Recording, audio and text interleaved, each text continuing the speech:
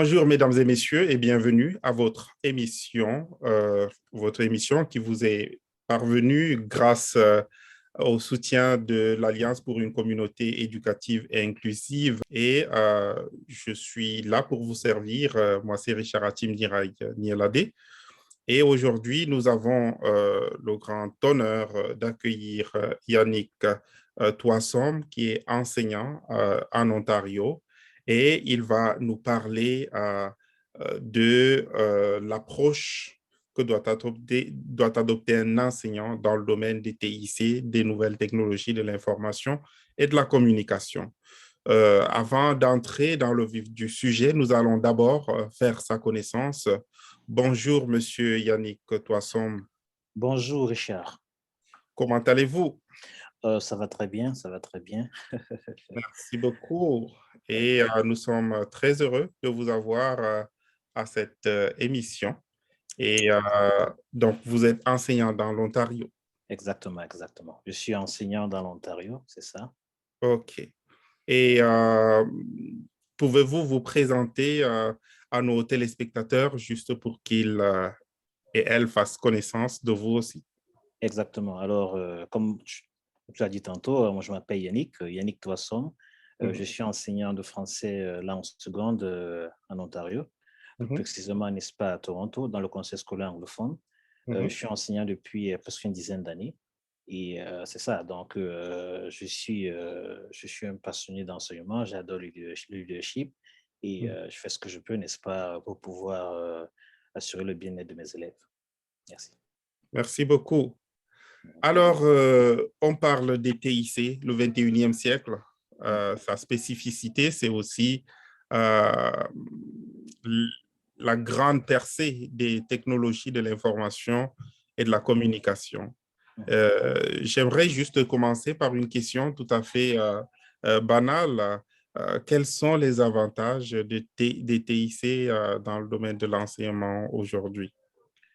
Bon, les ici sont très importants déjà parce que s'il faut contextualiser la chose, nous vivons dans une société en pleine évolution avec les enfants, n'est-ce pas, qui sont friands d'outils informatiques et tout.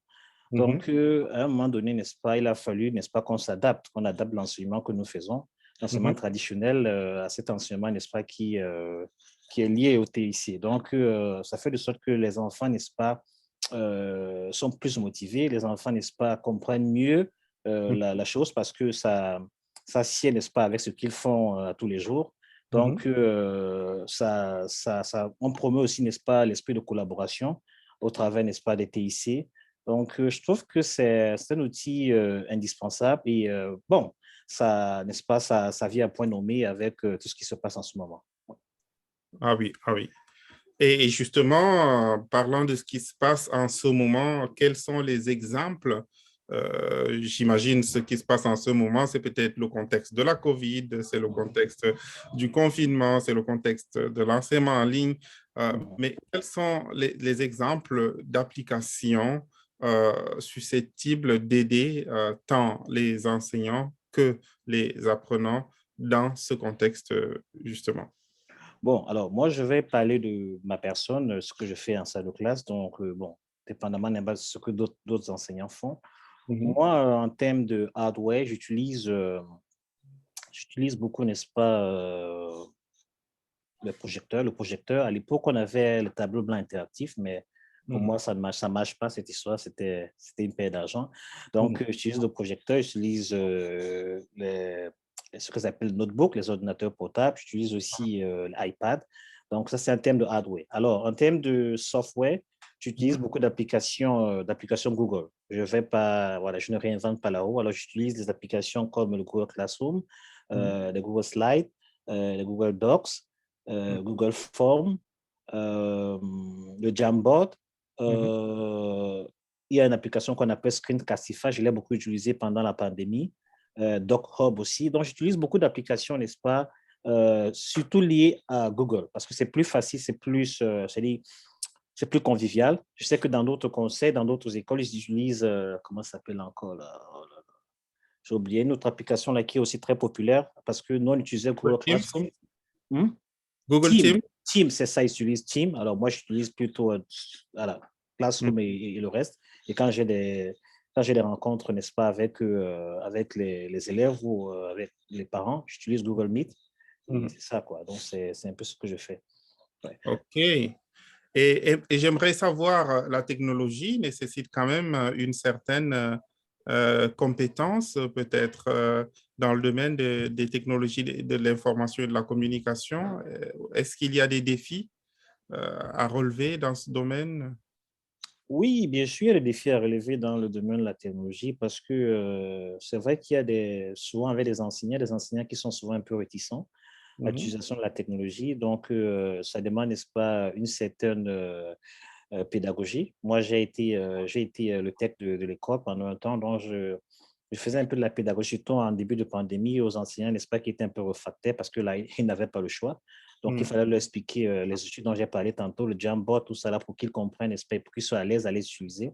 Mhm. Alors, en termes de défis, nous avons aussi, entre autres, la démographie et l'endroit, n'est-ce pas, où se situe ton école. Alors, il peut arriver que tu sois dans une école où les enfants n'ont pas accès seulement les parents, n'est-ce pas, ne sont pas assez nantis, c'est-à-dire qu'ils n'ont même pas, les enfants, en fait, n'ont pas, ils ont tous des portables, mais ils n'ont pas d'ordinateur portable, ils n'ont pas, voilà. Alors, quand il y a des activités, n'est-ce pas, qu'on envoie à la maison pour qu'ils fassent, c'est Mhm. difficile parce que ces enfants-là, n'est-ce pas, n'ont pas, ils n'ont que c'est-à-dire des téléphones, quoi. Alors, moi, ce que je fais à mon niveau, souvent, c'est d'allouer, n'est-ce pas, un temps à ces enfants-là à l'école pour qu'ils puissent travailler, tu vois, comme ça leur permet, n'est-ce pas. Donc, souvent, à la pause de midi, on a souvent dans mon école, nous avons presque une heure, donc je fais de sorte que les enfants aient peut-être 20 ou 30 minutes d'ailleurs, et le reste du temps, les activités, n'est-ce pas, que les autres font à la maison, euh, ils les font, n'est-ce pas, en salle de classe. Donc, il faut toujours trouver des moyens, n'est-ce pas, de pouvoir contourner ces défis. Et je crois que les défis seront toujours là. Mais comme on a dit, nous sommes à l'ère du 21e siècle. Il faut s'adapter et il faut, n'est-ce pas, créer, n'est-ce pas, cette cohésion aussi au sein de l'école pour que les autres enseignants aussi emboîtent le pas. OK, merci beaucoup. Et j'aimerais savoir, la technologie, justement, est en train de prendre de l'espace. Est-ce que Mhm. vous ne pensez pas que, pour aller dans la même lancée que celle que vous venez de commencer, de dérouler, est-ce qu'il n'y a pas des risques de dépendance des jeunes envers la technologie quand vous la leur permettez de manière officielle dans la salle de classe? Il y a des risques de dépendance, ça c'est vrai. Donc, c'est pour cette raison qu'il y a une pédagogie qui doit être faite, n'est-ce pas, en préambule, c'est-à-dire qu'au début. Voilà. Alors, moi, ce que je fais, c'est qu'au début de l'année scolaire, j'explique, n'est-ce pas, aux enfants pourquoi est-ce qu'on doit utiliser la technologie et comment est-ce qu'on doit l'utiliser. Et je leur explique aussi que je peux suivre ce qu'ils font parce que j'ai des logiciels que j'ai installés. Alors, Mhm. quand un élève, n'est-ce pas, on peut distraire, il part dans un site qui n'est pas approprié, alors directement, il a ça qui s'affiche. On appelle ça Norton Antivirus, Mhm. Norton Family, autant pour moi. Donc, ça s'affiche et ça bloque, n'est-ce pas, ça bloque l'accès au site un peu bizarre, si on veut utiliser le terme. Donc, maintenant, au niveau de la maison, il y a aussi une pédagogie qui doit être faite au niveau des parents. Moi, ce que je fais aussi souvent, c'est que j'ai la chance que je suis dans une école avec une communauté quand même avec qui je travaille depuis presque 7 8 ans. Donc, les parents, n'est-ce pas, je leur explique que je vais donner des travaux à la maison. Alors, dans ces travaux, les enfants vont utiliser, c'est peut-être ce qu'on appelle Google Slide. J'adore ça parce que en ce moment, je suis en train de faire le projet de l'artiste francophone. Alors, les enfants travaillent en collaboration et tout. Alors, bon, si j'ai un groupe de deux ou trois, l'autre dit, moi, je vais faire ça, toi, tu vas faire ça, toi, tu vas faire ça. Et à la fin, on se retrouve pour une synthèse. Alors, l'enfant aura pas cette opportunité de travailler à la maison.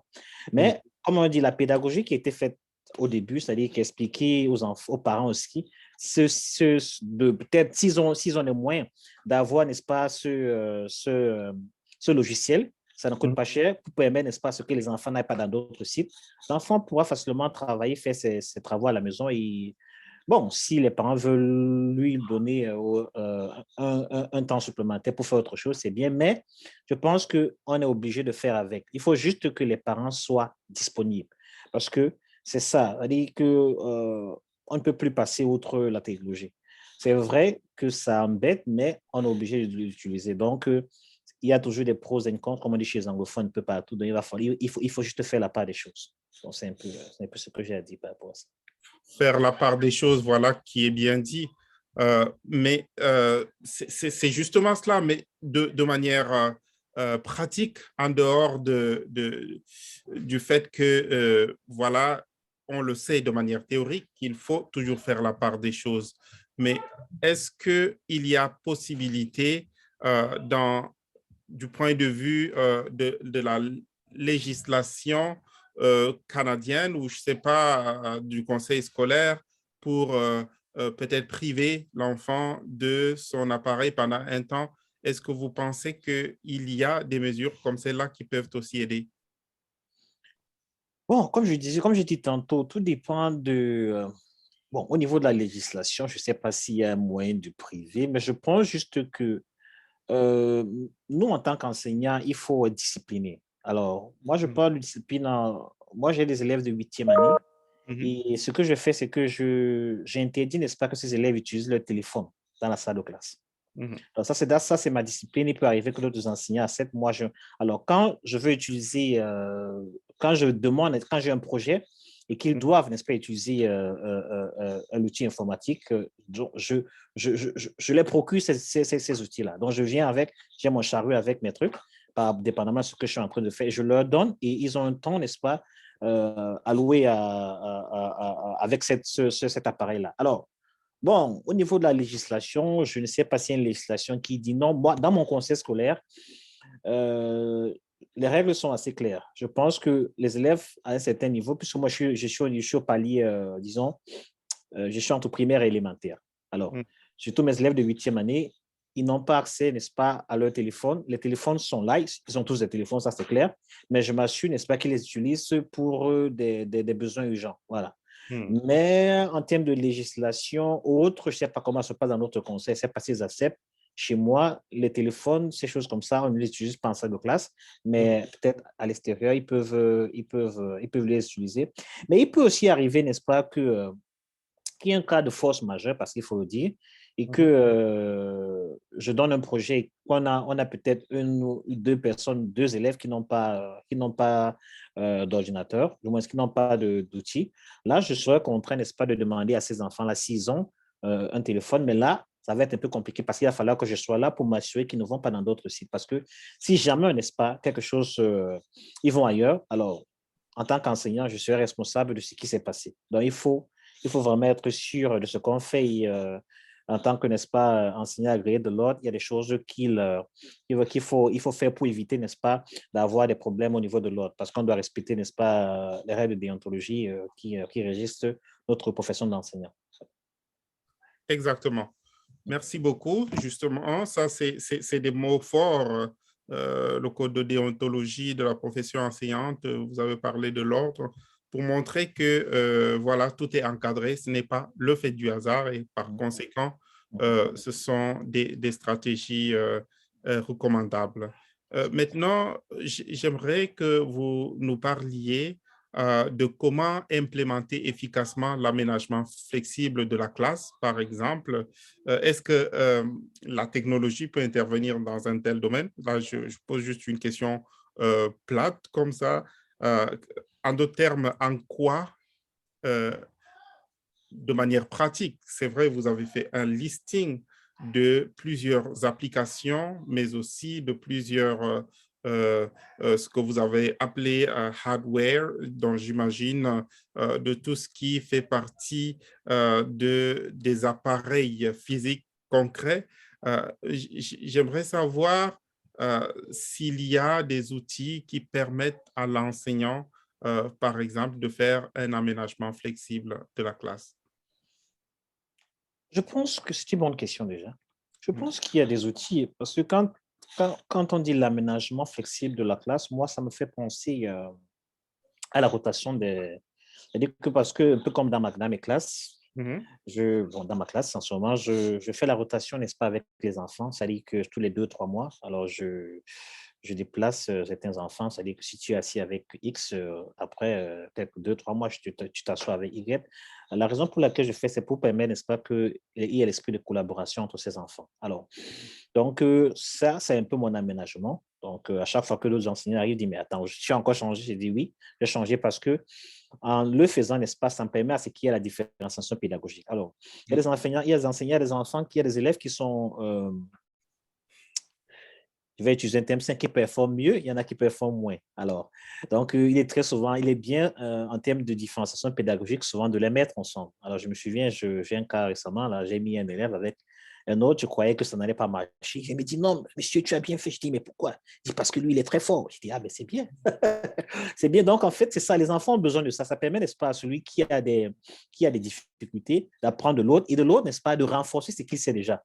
Donc, ça, c'est un peu mon aménagement. L'aménagement que je fais, c'est un peu ma compréhension de votre question. Oui. Donc, ça permet de créer la différenciation pédagogique est quand même assez, ça permet, n'est-ce pas, de mieux cerner ça et de faire de sorte que les enfants, n'est-ce pas, évoluent à un rythme quand même assez consistant, constant. Donc, ils avancent de la même manière. Ça fait qu'il y a toujours un petit décalage parfois, mais à la fin de la journée, en faisant ça, ils travaillent un peu avec tout le monde et ça permet, n'est-ce pas, d'apprendre aussi de chacun. Donc, les enfants, en fait, ils sont acteurs de leur apprentissage. Bon, c'est un peu ça. Ah oui, les acteurs comme les enfants comme acteurs de leur apprentissage. C'est justement cette approche que nous cherchons à adopter en mettant au centre du travail justement les apprenants, les élèves. Mais je sais que vous êtes pris par le temps, mais si vous permettez, pour étayer la lanterne de nos téléspectateurs, parce que avoir une personne comme vous, c'est une grande joie. Vous êtes très peu nombreux dans le domaine des technologies, de l'information et de la communication. Quand on a le grand privilège de vous avoir, donc, permettez-nous d'épuiser notre sac ou tout au moins d'aborder ces questions importantes pour que nous puissions être édifiés. Donc, ma question, c'est de savoir si dans le domaine des technologies, est-ce que la réussite dans le domaine des technologies nécessite de très bonnes notes en mathématiques parce que certains sont trop découragés par les mathématiques et ont tendance à penser que technologie renvoie encore aux mathématiques qu'ils ou elles ont essayé de mettre de côté, pas qu'ils n'ont pas pris, qu'ils ont moins priorisé par rapport aux autres. Donc, comment est-ce que vous essayez de voir, comment inciter les apprenants à aimer les TIC? Très bonne question. Bon, alors, moi, j'adore les mathématiques. Ça, c'est aussi, je suis aussi en salle de mathématiques avant d'être venu faire ce que j'ai fait ailleurs. Alors, je pense que les mathématiques, c'est la façon dont nous avons appris les mathématiques à l'époque, là, c'était un peu compliqué, mais la technologie, n'est-ce pas, peut permettre à ce que les enfants comprennent même, et même le goût des mathématiques. Alors, je vais m'expliquer. Mm. Nous avons ce qu'on appelle le coding. C'est pas, vous connaissez bien le coding. Oui. Le coding est très répandu et c'est très intéressant. Alors, Mm. moi, j'utilise beaucoup avec mes élèves. Il y a une application phare que j'utilise qu'on appelle Scratch. Alors, ça permet, n'est-ce pas, parce qu'il faut comprendre, le coding, tous les enfants doivent faire du coding. On a mis ça dans le curriculum il y a quelques années. Il n'y avait pas ça, donc on a inséré le curriculum de mathématiques. Le coding permet, n'est-ce pas, à ce que les enfants, parce que le métier de demain, n'est-ce pas, les métiers de demain ne sont peut-être pas encore créés. Le métier que nos enfants feront ou nos élèves feront ne sont peut-être pas encore créés. Alors, c'est au travers, n'est-ce pas, du coding, de la programmation, que ces enfants-là pourront être prêts à ces métiers-là. Donc, moi, j'utilise Scratch, comme je vous dis tantôt, en mathématiques aussi, parce qu'en fait, c'est un site de coding. Et là, ça permet, n'est-ce pas, à l'enfant, il s'amuse, mais il apprend des mathématiques. Donc, C'est un peu comme tu demandes à un enfant, n'est-ce pas, de te trouver le périmètre, un garçon, par exemple, le périmètre d'un stade de soccer. Mm. Il sera plus intéressé de trouver le périmètre d'un stade de soccer parce que ça lui parle. Tout Hein? à fait. Alors, je prends un exemple de coding. C'est-à-dire que Scratch est tellement intéressant parce que moi, ma fille ici à la maison, elle fait ça avec moi, elle fait ça à l'école et elle rentre et chaque fois, elle est toujours émerveillée parce qu'elle apprend ce que je lui donne ici parce que les enfants ont trouvé leur intérêt. Donc, même avec les mathématiques, les TIC, c'est-à-dire que vous trouvez, n'est-ce pas, ce qui les intéresse. Et Mm. j'ai pris un exemple comme Scratch parce que au début de l'année, j'ai exposé ce site de coding aux élèves et on travaille avec et on fait beaucoup de choses avec, que ce soit les mathématiques, même le français, on le fait avec parce qu'ils racontent des histoires grâce à ça. Je pense qu'il faut trouver ce qui intéresse les enfants. Il y a beaucoup de sites. Nous en tant qu'enseignants, nous sommes des éternels apprenants. Moi, Mhm. j'apprends tous les jours. Parce que si je ne le fais pas, ça va être ennuyeux. Alors, même de mon côté. Donc, quand vous enseignez les mathématiques, il faut sortir un peu des sentiers battus et vous concentrer, n'est-ce pas, sur ce que l'enfant aime. Si vous expliquez, comme j'ai dit, prenez un exemple simple, le périmètre. Si l'enfant aime le sport, s'il aime le basket, s'il aime... Je prends un exemple avec les garçons parce que c'est les garçons souvent qui sont un peu réticents au début, mais faites des choses qui les intéressent. Faites des choses qui les intéressent. Moi, j'ai pris l'exemple de ça. Donc, la technologie est superbe. C'est-à-dire que si vous l'utilisez à bon escient, vous Ouais. savez trouver, n'est-ce pas, ce que les enfants aiment. Moi, j'ai pris Scratch. Ça, c'est bon pour vos auditeurs. Vos auditeurs peuvent chercher, n'est-ce pas? C'est formidable. Et là, Scratch, pour moi, je trouve qu'il y a beaucoup d'autres sites de coding, mais je trouve qu'avec Scratch, on peut faire plein de choses. L'exemple des mathématiques est facilement perceptible avec Scratch parce que je le fais avec Scratch. Donc, je crois Mm. que avec la technologie, n'est-ce pas, on peut démystifier certaines choses. Donc, il faut, en fait, c'est ça le thème avec les mathématiques, démystifier les mathématiques et pousser, n'est-ce pas, les enfants à comprendre que, bon, ce n'est pas les formules qui sont intéressantes, mais ça dit que c'est le processus, n'est-ce pas, qui va nous permettre, n'est-ce pas, d'arriver à ce qui est important. Donc, comme on dit souvent, la résolution de problème. Alors, voilà. J'ai pris un exemple formidable en mathématiques, la résolution de problèmes. Ah oui. Donc, avec Scratch, n'est-ce pas, les enfants ont la possibilité de résoudre des problèmes, mais en s'amusant. Parce qu'ils Mm. ils changent des logos, ils changent des caractères, ils font bouger les choses. Et c'est ça qui est intéressant. Et je pense que même avec ça, ça dit que même pour le futur, ça va aider. Moi, je prends un exemple, si je vais finir par là. Quand moi, j'étais Mhm. à l'université, j'ai fait ma première partie de l'université au Cameroun en mathématiques à l'époque. Les algorithmes, je n'aimais pas parce qu'en fait, je ne comprenais pas pourquoi est-ce qu'on le faisait. Je crois que c'est en fait l'enseignant qui ne m'avait pas expliqué pourquoi nous on faisait des algorithmes et tout, on ne comprenait pas. Mais c'est après, avec le temps, quand je suis devenu enseignant, mais attends, cette histoire, c'est parce qu'on m'avait mal expliqué. Si on m'avait bien expliqué, je devais aimer ça. Donc, je crois que c'est démystifier la chose et essayer de bien expliquer le contenu aux enfants. Et là, ça va aller très vite, comme une lettre à la poste. Ah oui. Nous l'espérons vraiment. Et vous venez là de dérouler quand même des points très importants dans la mesure où les technologies feront partie de notre avenir, hein, qu'on le veuille ou pas. Et c'est peut-être une question d'humour ou décantation après pour nous permettre de digérer toute cette bonne recette que vous nous avez faite. Euh, Est-ce qu'il y a un risque que la technologie prenne le dessus sur l'humain tel que cela se dévoile? Très bonne question. Alors, j'ai acheté un livre il y a quelques années sur l'intelligence artificielle parce que on parlait de ça justement. Mhm, J'ai mon fils aussi qui est passionné d'informatique, de tout ce qui a trait au TIC.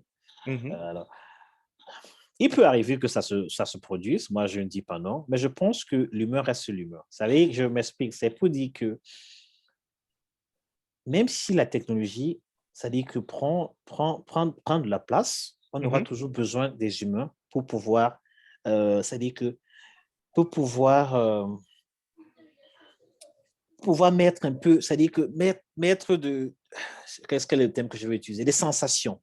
Parce Mm. que la technologie, c'est-à-dire que ce qu'on appelle l'intelligence artificielle, c'est bien, mais c'est plate. C'est un peu comme Google. Vous voulez n'importe quelle information, vous allez sur Google, vous tapez, ça vous donne l'information. Mais je pense que l'humain met l'émotion dans toute chose. Donc, je pense que même si la technologie prend de la place, on aura toujours besoin des humains pour faire certaines choses parce que nous, on vient avec l'émotion. Hein. Nous, on vient avec une certaine perception. Donc, je pense que il faut juste être prêt à ce Mm, changement parce que le changement va arriver, qu'on le veuille ou non. mm. Mais l'humeur reste l'humeur. C'est-à-dire qu'on aura toujours besoin d'être là, on aura toujours besoin d'émotions. Donc, qu'on n'ait pas peur de ça, qu'on travaille juste, on va travailler avec ces logiciels informatiques. Mais je crois que, comme je vais encore au risque de me répéter, l'émotion euh, est dans l'humeur et tout ce qui est technologie, malheureusement, n'aura pas ça, n'aura jamais ça. Donc, c'est ça. Non, merci beaucoup. Vous avez si clairement, si brillamment présenté justement la différence entre les humains ainsi que les machines et nous sommes rassurés de ce que notre place en tant qu'humain sera toujours gardée. Monsieur Yannick Touassom, nous sommes très contents du temps que vous avez pris pour partager avec nous votre expérience si riche et dense dans le domaine des technologies, de l'information et de la communication. Nous allons mettre la clé sous le paillasson de cette émission et dans l'espoir de vous retrouver, retrouver nos téléspectateurs et auditeurs lors d'une prochaine occasion. Parce que l'Alliance pour une communauté éducative et inclusive sera toujours là pour vous accompagner, accompagner les futurs enseignants dans leur insertion socio-professionnelle au Canada et spécifiquement dans l'Ontario. Donc, peut-être vous auriez un dernier mot à l'endroit de nos téléspectateurs avant que nous ne terminions cette émission. Oui, merci déjà. C'est moi qui vous remercie d'avoir permis à ce que je passe, n'est-ce pas, sur votre plateforme. Alors, moi, le mot de la fin pour votre audience, c'est de toujours chercher, n'est-ce pas, à développer son cognitif et à se surpasser. C'est-à-dire que ne pas rester rigide, Mhm, être tout le temps, être un éternel apprenant.